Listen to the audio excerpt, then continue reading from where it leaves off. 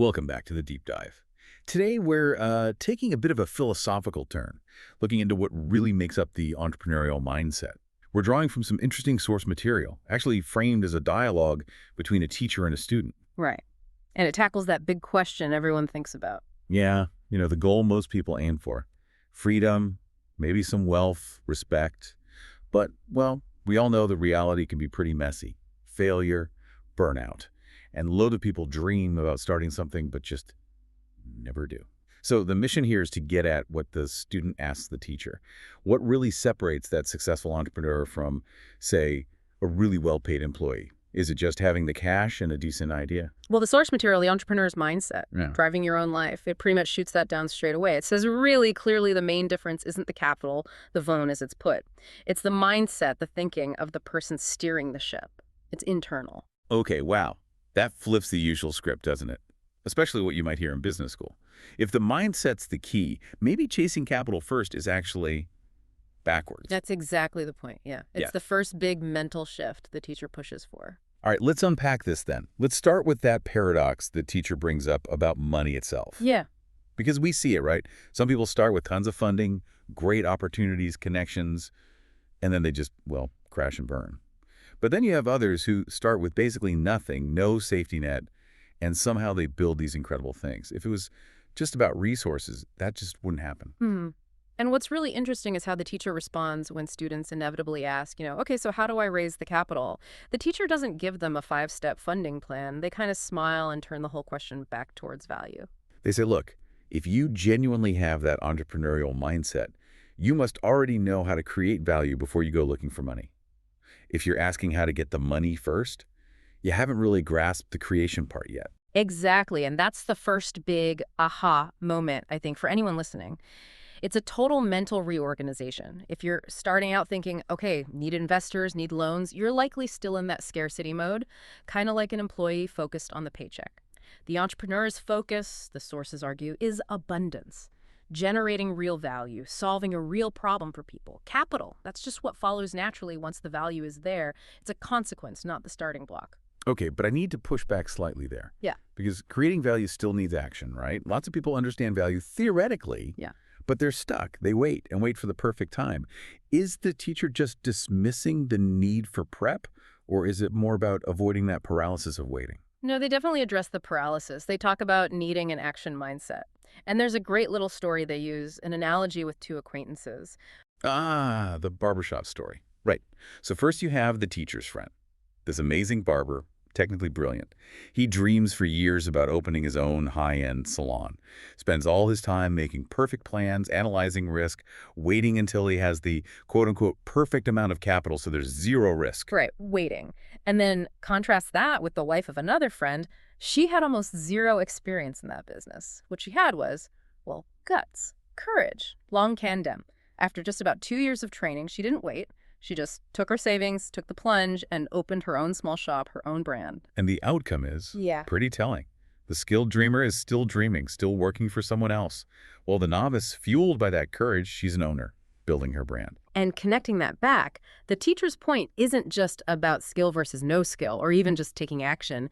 It was about action that comes from a different core belief. The skilled barber saw capital and perfect timing as things he needed permission for from the outside world. The woman who succeeded, she acted from self-determination. She didn't wait to be rich enough or skilled enough or lucky enough. She just started. So what the teacher is saying, essentially, is that the cost of waiting all that lost time, lost momentum, it almost always outweighs the risk of just starting small and figuring it out as you go. The crucial bit is grabbing the reins, taking responsibility for your own life right now. Exactly. And that leap from waiting for permission to taking responsibility, that brings us right to the core difference in how employees and entrepreneurs view their work and what they produce. Yeah, the teacher sums this up really neatly. The employee sells their time. Time is the thing being exchanged. Right. Whereas the entrepreneur, they're selling their mindset, their ability to create a continuous flow of value out into the world. And it's that flow, once it's going, that actually pulls in the resources. Okay, so if you create that genuine value, build that trust, the resources theoretically come to you. Right. Let's get practical for a second. How does the teacher say an entrepreneur actually gets capital from this value flow? The sources mention 3 main ways, and the order seems really important. That's right. Once that value stream is established, capital can come from three places in a specific order. Okay, number one, the top priority is customers. You get your initial funding from customers because they trust the value you're providing. They pay first. Then number two, employees. You get resources like their dedication, their commitment from your team. They invest their energy, maybe take less salary up front or get equity because they believe in that value flow you've created. And only then, number three, come the investors. At this stage, the value flow is proven, it has traction, and the teacher insists that real investors should actually be seeking you out by then, not the other way around. It's value and trust first, pulling resources in, not chasing money, hoping you can create value later. It's a really powerful model, isn't it? It puts the security not in the bank balance, but in your proven ability to create and sustain value backed by trust and dedication. I really like that focus on internal capability. But what if someone does get the external stuff right? They raise the money, build the company, they have the fancy car, but inside they still feel, I don't know, trapped or fearful, unhappy. Now we're getting to the really interesting part, the philosophical core of this whole thing. The teacher uses this ultimate metaphor to distinguish between just owning a successful company and being a true entrepreneur. The Maserati analogy. They Yeah. say the true entrepreneur is the one driving the Maserati that is their own life. Yeah, it paints a picture of control, luxury, power. But, and this is crucial, there's a big caveat. If the driver's mind is still riddled with fear of losing it all, fear of failing, fear of what people think, then even sitting in that driver's seat, they're still just a passenger. So they might have the external symbols, the Maserati, the company, Right. but internally they're still operating under that old safety first program. They haven't actually mastered their own reaction to risk and uncertainty. Precisely. They might control the company on paper, but they have zero control over their own internal state. So the ultimate decider of success, according to this, isn't the market or the economy or the product. It's a capacity for self-leadership. Your internal weather matters more than the external climate. Okay, so for you listening, if you've decided, right, I want to grab that wheel, what's the actual path? How do you get this self-leadership capacity? The sources lay out 4 pillars, basically 4 practical steps from the teacher to the student. Yeah, these 4 pillars kind of translate the philosophy into action. It moves beyond just having courage into developing real, sustainable wisdom. Okay, step 1 sounds like maybe the toughest for a lot of people. Wake up from the safety model. The teacher's pretty blunt. You just can't start something truly transformative if your mind is fundamentally terrified of risk.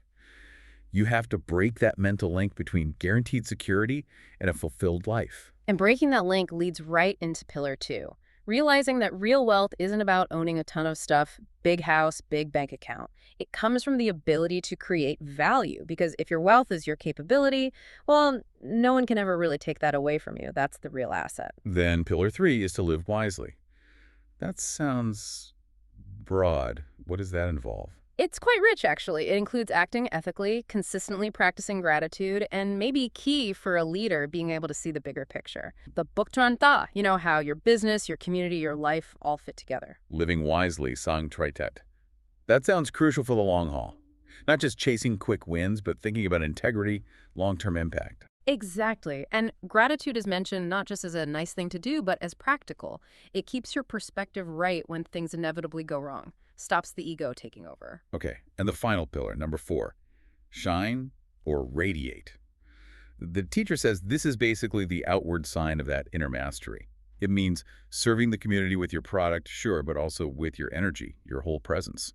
And service here isn't about charity in the traditional sense. It's the core purpose of the business itself. When the entrepreneur's purpose radiates out authentically, it naturally draws in the people and resources needed. So those 4 together, ditching the safety model, focusing on creation, living wisely, and radiating purpose, that's the complete framework. That really brings it full circle. The big takeaway from the source material seems to be that being an entrepreneur isn't really about controlling a company structure. It's about mastering your own mind, your emotions, your actions first. That internal mastery, yeah. And that leads to how the student finally defines wealth at the end of the dialogue. It's not about having stacks of cash. It's about knowing clearly why you are living. The purpose, the why, is the real driver.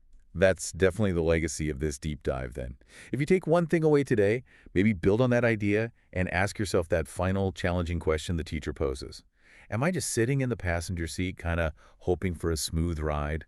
Or have I actually dared to grab the steering wheel of my own life and accept responsibility for the direction. Because when you reach that point, that mastery, and you know your why, the source suggests something powerful happens. You stop needing to look for the light to get through tough times. You become the light for yourself and maybe for others too. A really powerful thought to mull over, whether you're deep in your own business already or maybe just thinking about taking that first entrepreneurial step. Thanks for joining us for the deep dive.